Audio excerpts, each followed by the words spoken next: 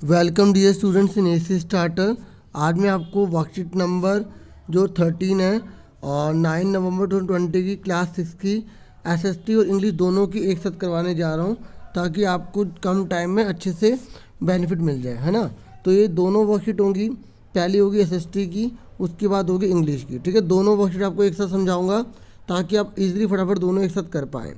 ठीक है, तो सबसे पहले हम स्टार्ट कर देते हैं कि एसएसटी की वर्कशीट हिंदी मीडियम के लिए है। ठीक है, इंग्लिश मीडियम के लिए थोड़ी देर में मैं अपलोड कर दूंगा। ठीक है, तो फटाफट स्टार्ट करते हैं आज की वर्कशीट। ये कह रहा है आज हम ना खेती और चरवाहे की शुरुआत करने जा रहे हैं कि इंसान ने ना ये खेती करना कब शुरू किया होगा, कब उसने जानवरों को पालना शुरू किया होगा। ठीक है, कब उसने अनाज को उपयोग करना शुरू किया होगा। तो पुरानी बातें जो अनसुलझी होती हैं, जिसके बारे में सिर्फ अनुमान लगाया जा रहा है, तो वो आज हम पढ़ने जा रहे हैं। देखो, पुरुषों, महिलाओं और बच्चों ने संभवतः कई चीज़ें देखी। ये कह रहे हैं पहले के ज़माने में हुआ होगा जब खेती की शुरुआत कैसे हुई होगी, चाहे वो पुरुष हो या महिला हो या बच्चे हो, उन्होंने ना कई चीज़ें देखी होंगी। कहाँ कहाँ पर खाद्य मतलब खाने वाली चीज़ें पाई जाती हैं, और बीज कैसे डंठल से टूटकर गिर जाते हैं। जो डंठल होती है ना, उसमें से बीज कैसे गिर जाते हैं, ज़मीनों पर बीजों को गिरना, फिर उनमें से नए पौधे उग जाना। ठीक है, ये उन्होंने देखा होगा। इस तरह उन्होंने पौधों की देखभाल करना शुरू कर दिया होगा। उन्होंने कहा अरे ये तो हमारे काम के हैं, तो उन्होंने फिर धीरे धीरे पौधों की देखभाल शुरू कर दी होगी। फिर उन्होंने क्या किया होगा, पक्षियों और जानवरों से बचाने के लिए कोशिश की होगी, फिर ताकि वो अच्छे से बढ़ सके। जब बड़े बड़े होंगे तो फिर उनके फल बनेंगे तो बीज निकलेंगे, है ना। इस प्रकार वे धीरे धीरे किसान बन गए। ठीक है, और अगर आपको मैं बताऊं, देखो पहला क्वेश्चन है कि लोगों ने खेती कैसे सीखी। तो आपको ये लिखना होगा कि मेरे अनुमान, ये हमारे अनुमान के अनुसार इस तरीके से ये लिख देना। जैसे यहाँ पे लिखा ना कि पौधे, महिला और बच्चों ने, तो इसकी जगह आप एक बार लिख दोगे लोगों ने कई चीज़ें देखी होंगी, जैसे कहाँ कहाँ पर, तो ये आपको पूरा लिखना है। ठीक है, इस तरीके से आगे पढ़ लेते हैं। नेक्स्ट बोला गया है, इसी तरह लोगों ने जानवरों के लिए अपने घरों के आसपास खाना छोड़कर उन्हें आकर्षित कर उन्हें पालतू बनाया होगा। अपने घर के आसपास ना उन्होंने क्या रख दिया होगा, खाना, तो वो घर में रहने लग गए। सबसे पहले जिस जानवर को उन्होंने पाला होगा ना, ठीक है, पालतू बनाया होगा, वो कुत्ते का जंगली पूर्वज था। ठीक है, बाद में लोगों ने उन्हें जंगलों को प्रोत्साहित किया, जानवरों को प्रोत्साहित किया और उनके घरों के आसपास आने लगे थे। ठीक है, मतलब वो जो जंगल में कुत्ते रहते थे, पहले जंगली कुत्ते थे, फिर वो धीरे धीरे ना वो लोगों के घरों के आसपास रहने लग गए, जिससे वो पालतू बन गए। फिर उन्हें क्या करा, भेड़, बकरी, मवेशी, सूअर भी झुंड में रहते थे और उनमें से ज़्यादातर घास खाते थे। अक्सर लोग इन जानवरों को अन्य जंगली जानवरों के हमलों से बचाते थे और इस तरह वे चरवाहे बन गए। चरवाहे मतलब पता है ना, जो पशुओं को चराने के लिए एक जगह दूसरी जगह लेके जाते हैं, पशुओं को पालते हैं। ठीक है, इस तरीके से इंसानों ने हो सकता है पशुओं को पाला होगा। ठीक है, और तीसरा फिर इंसान बसा कैसे। देखो, बसने की प्रक्रिया वह है जिसमें लोग पौधों को उगाते हैं। देखो, जब उगाएगा एक जगह पे, उस स्थान पे चीज़ें मिलेंगी तभी तो वहाँ बसेंगे। अगर वो चीज़ वहाँ मिलेगी नहीं तो लोग उस जगह पर क्यों रहेंगे। तो बसने का मतलब होता है रहने से। ठीक है, तो ये कह रहा है अपनाए गए पौधे और जानवर जंगली पौधों और जानवरों से अलग हो जाते हैं। ऐसा इसलिए क्योंकि लोग पालतू जानवरों और जानवरों को पालतू बनाने के लिए चुनते हैं। उदाहरण के लिए वे उन पौधों और जानवरों को चयन करते हैं जिन्हें बीमारी का खतरा नहीं है। ठीक है, इस तरीके से जब उनके पास ये जानवर या पौधे रहने लग गए होंगे ना, तो वो उनकी देखभाल करने लग गए होंगे, फिर वो वहीं पर बस गए होंगे। हालांकि ये बता रखा कि उन्हीं जानवरों को पालते थे जिन्हें बीमारी का खतरा नहीं होता था और जो काफ़ी रूप से उनके लिए काम में आ सकते थे। जैसे कि आपको पता है कुत्ता है, ठीक है, भेड़ है, बकरी है, इस तरीके से। आगे देखो, ये कह रहा है जीवन का फिर एक नया तरीका शुरू हो गया। यहाँ पर बता रखा है अनाज के उपयोग कौन से हैं। अनाज का उपयोग बीज के रूप में, खाद्य मतलब खाने के रूप में, उपहार, गिफ्ट देने के लिए, भंडार मतलब स्टोर करने के लिए करते थे। ये कह रहे जीवन का एक नया तरीका। ये कह रहे यदि आप एक बीज उगाते हैं तो आप देखेंगे कि इसे बढ़ने में कुछ समय लगता है। यह कई दिनों, हफ्तों, महीनों और कुछ मामलों में वर्षों के लिए हो सकता है ना। मतलब बढ़ने में कई साल भी लग सकते हैं। जब लोगों ने पौधों को उगाना शुरू किया तो इसका मतलब था कि उन्हें पौधों की देखभाल करने, पानी निकालने, निराई करने, पक्षियों को भगाए जाने तक लंबे समय तक एक ही जगह पर रहना पड़ता था। और फिर अनाज का उपयोग सावधानी से किया जाना था, क्योंकि अनाज को भी जो है ना भोजन और बीज दोनों के लिए संग्रहित किया जाना था। इसलिए लोगों को इसे भंडारण का तरीके के बारे में सोचना पड़ा, मतलब स्टोर करके रखने के लिए रखना पड़ा, क्योंकि स्टोर नहीं रखेंगे तो वो ख़राब हो जाएगा, और ख़राब हो जाएगा तो फिर उगाने का फ़ायदा है क्या, फिर आगे हर वक्त उसकी ज़रूरत पड़ेगी। ठीक है ना, आपको खाना तो रोज़ ही होता है ना। तो ये कह रहा है कई क्षेत्रों में उन्होंने मिट्टी के बड़े बर्तन बनाने शुरू किए होंगे। ठीक है, टोकरी बनाई होगी जिसके अंदर मतलब इस गेहूँ चावल को जो भी उगा रहे हैं उसको सुरक्षित रख सके, और उन्होंने गड्ढे भी बनाए होंगे। ठीक है, ये आपने वर्कशीट समझ ली। अब फटाफट इसके आंसर देख लो कौन कौन से आंसर होंगे। तो मैंने कॉपी पेस्ट नहीं करी क्योंकि ये इसी में आंसर आराम से मिल रहे थे इसलिए। ठीक है, लोगों ने खेती कैसे सीखी, तो आप यहाँ पर लिखोगे, ये वाला पूरा लिखोगे, आप लिखोगे इसकी जगह आप लोगो लिख दोगे। ठीक है, क्या लिख दोगे यहाँ पर, लोगों ने संभवतः कई चीज़ें देखी होंगी, जैसे कहाँ कहाँ पर खाद्य पौधे पाए जाते हैं, बीज कैसे डंठल में टूट कर गिरते हैं, ज़मीन पर बीजों का गिरना, ठीक है, और नए पौधे उग जाना। ठीक है, फिर उन्होंने पौधे की देखभाल करना शुरू कर दिया होगा, उन्हें पशु पक्षी से बचाना शुरू कर दिया होगा। इस तरीके से उन्होंने जो है खेती करना सीख ली होगी और वो किसान बन गए होंगे। अगर नहीं समझ आया तो पूरा यही नोट कर लेना। ठीक है, बिल्कुल सही लिखा है ये। ठीक है, नेक्स्ट है कि बसने की प्रक्रिया क्या है, तो ये बसने की प्रक्रिया पूरी ये सेम लिख दोगे।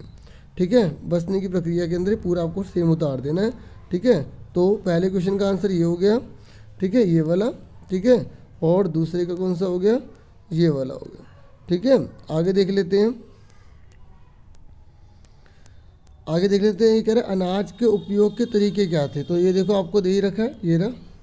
ठीक है ना, ये तीसरा हो गया। इस तरीके से ये पूरी वर्कशीट कंप्लीट हो गई। अब मैं आपको इंग्लिश की वर्कशीट समझा रहा हूँ। ठीक है, तो बच्चों आज हम 13 वर्कशीट इंग्लिश की क्लास 6 की करने जा रहे हैं और ये 9 नवंबर 2020 की वर्कशीट है। ठीक है, आज हम फन विथ वर्ड्स के साथ मज़ा करने वाले हैं, बहुत इन्जॉय करेंगे। बहुत ही ईजी वर्कशीट है, ध्यान से समझना बच्चों। तो इससे बोला look at the picture and fill in the opposite. ये कह रहा है इस पिक्चर को आप देखिए और इसमें आपको अपोजिट वर्ड भरना है। ठीक है, मतलब आपको दे रखा है बच्चों, ये नीचे हिंट दे रखी है सारी, आपको देख के बताना है और समझ के बताना है कि ये क्या होगा। देखो ये फैट है और ये थिन है, मतलब ये मोटी है और ये पतली है। तो यहाँ पर आप क्या लिख दोगे, FAT फैट, लाइन डाल के यहाँ लिख दोगे THIN थिन। ठीक है, अब ये बॉल कैसी है और ये कैसी है, आपको इसमें इस पिक्चर में से देख के बताना है। आप देख सकते हैं यहाँ पर जो है हमें बिग और स्मॉल दे रखा है, जो दे रखा है उसी के अकॉर्डिंग चलना है। ठीक है, ये देख सकते हैं। तो यहाँ पर हम क्या लिखेंगे, यहाँ लिख देंगे बिग, BIG बिग, और यहाँ लिख देंगे स्मॉल। अगर आपको पिक्चर बनाने आते तो पिक्चर बना लेना, नहीं तो आप सीधा यहाँ पर क्वेश्चन उतार के आंसर लिख देना। ठीक है, अब यहाँ देखिए ये क्या है और ये क्या है।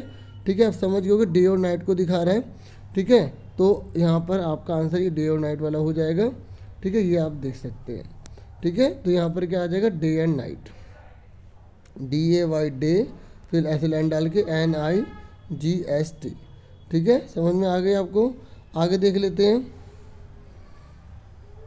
आगे है आपके सामने ये कार, देखिए ये देखो ये कितनी गंदी हो रही है ना, और ये कितनी साफ़ है। तो आप समझ गए होगे, इसे डर्टी कहेंगे, ये लिखा आंसर। ठीक है, और यहाँ पर क्लीन आ जाएगा। और देखिए ये बंद है और ये ओपन है, तो यहाँ क्या लिख देंगे, क्लोज एंड ओपन। ठीक है, तो ये वाला आंसर यहाँ पर लिख देंगे आप क्लोज, CLOSE क्लोज, यहाँ पर ओपन। मेरी तो आपको एडवाइस है कि पहले आप वर्कशीट खुद ही करना। ठीक है, सिर्फ गाइडेंस के लिए है। अब देखिए अब यहाँ पर क्या है, कितनी हॉट हो रही है, कितनी ठंड हो रही है। तो यहाँ पर आप समझ गए कि cold and hot, cold and hot. ठीक है, ईजी थी ना वर्कशीट। आगे बढ़ जाते हैं। अब ये कह रहा है कि आपको मैच करना है, इनके अपोजिट वर्ड से मैच करना है। अपोजिट वर्ड सबको आते हैं ना, जैसे लव मतलब होता है प्यार करना। ठीक है, तो आपको इसमें अपोजिट बताना है। हेट मतलब क्योंकि नफरत करना। गुड मतलब होता है अच्छा, तो गुड का उल्टा क्योंकि बैड मतलब गंदा। ठीक है, सिट मतलब होता है बैठना, तो खड़ा होने को क्या बोलेंगे, स्टैंड बोलेंगे। क्या बोलेंगे, स्टैंड। उसके बाद डार्क, डार्क मतलब क्या होता है बच्चों, अंधेरा होना, और यहाँ लाइट आ जाएगा। क्या आ जाएगा, लाइट आ जाएगा। और हार्ड मतलब होता है बहुत ज़्यादा सख्त होना, और सॉफ्ट मतलब होता है मुलायम होना। फास्ट मतलब होता है तेज़ होना, स्लो मतलब होता है धीरे होना। ठीक है, ये तो सबको समझ में आ गया, ये तो बहुत इजी था। आगे बढ़ जाते हैं आगे, और ये आज का लास्ट क्वेश्चन रहेगा। अभी आपसे कह रहा है कि fill in the blanks with opposite word from the box for the underline word in the sentences. ये कह रहा है कि आपको फिल इन द ब्लैंक दे रखे हैं। ठीक है, और जिसके नीचे अंडरलाइन करा हुआ है ना, उसका आपको अपोजिट वर्ड बताना है। ठीक है, तो आप मुझे बताओ लाइट का अपोजिट वर्ड क्या होगा। The box is light, light का मतलब हल्का, बॉक्स मतलब जो बक्सा होता है। दैट मतलब वह बक्सा जो है, वह बॉक्स जो है वो हल्का है, तो इसका क्या आ जाएगा, हैवी आ जाएगा। क्या आ जाएगा, HEAVY, ये लिखा। ठीक है, नेक्स्ट दे देखा coffee is too cold, coffee जो है बहुत ठंडी है, तो यहाँ पर उल्टा क्या हो जाएगा, हॉट। क्या आ जाएगा, HOT हॉट। नेक्स्ट बोला है कि योर आंसर इज़ रॉन्ग, तुम्हारा आंसर गलत है, तो रॉन्ग का क्या हो जाएगा, राइट। राइट मतलब सही है। ठीक है बच्चों, नेक्स्ट बोला गया है प्लीज़ ओपन द डोर। तो ओपन का उल्टा क्या होता है, क्लोज करना, मतलब बंद करना, CLOS। यहाँ से राइटिंग समझ नहीं आ रही तो यहाँ से देख लेना बच्चों, ठीक है। दिस रूम, आगे बोला गया है this room is quite dirty. ये रूम कितना डर्टी है, कितना गंदा है, तो डर्टी का उल्टा क्या होगा, क्लीन हो जाएगा, ठीक है। उसके बाद बोला गया I will do this work during the day. तो डे का उल्टा क्या हो जाएगा, नाइट, ठीक है, ये रहा नाइट, ठीक है। तो NIGHT, नाइट हो जाएगा, ठीक है। इस तरीके से मैंने आपको दोनों वर्कशीट से समझा दिए हैं। बाकी अगर आपको कोई डाउट होता है तो प्लीज़ कमेंट बॉक्स में ज़रूर बताना, ठीक है। आज के लिए इतना बहुत है। Thank you for watching and listening carefully. Take your self dear students. और एक और बात कि देखो, अभी कोरोना की डिसीज़ ख़त्म नहीं हुई है, आपको पूरा अपना ध्यान रखना है, अपनी फैमिली का भी पूरा ध्यान रखना है, क्योंकि आप इस देश का भविष्य हो। Thank you for watching once again. Take your self dear students.